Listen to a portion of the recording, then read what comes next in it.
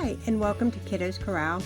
Today we're going to be making some peanut butter fudge, and you are looking at 2 cups of light brown sugar.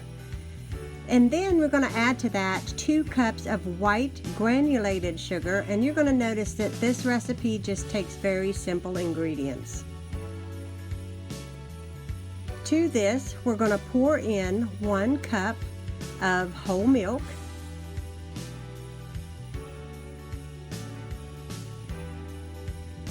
Then we're going to add in 4 tablespoons of unsalted butter. And then we're going to put this saucepan, and you want a heavy duty saucepan, and you're going to put it on a medium heat and gradually bring up the temperature of your candy. Now you're going to need a candy thermometer, and I will link mine down below. I got it from Amazon.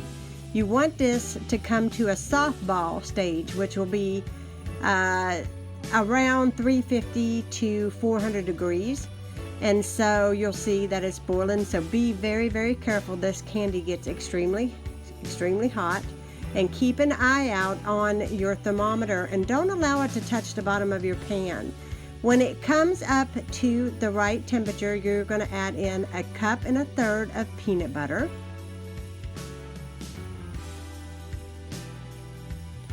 as well as a 7-ounce container of marshmallow cream. And you want to act fast when it comes up to temperature, because it will start to thicken and you will get a workout working that in. Then you're going to pour it into a 9x13 buttered glass little dish that I have there, and it will set up as it cools. And then once you see that it's completely cooled, then obviously you can cut it into squares. And I had to do it before it was completely cooled because it smelled so amazing. You just cannot stay out of it. It is so good. In fact, I'm going to show you guys my pieces I cut. They kind of crumbled because I did it too early. But this, as long as you use a candy thermometer, you should not have any issues with this setting up perfectly. I will write the complete recipe down below in the description. I thank you so much for tuning in to this video. If you're new, please subscribe.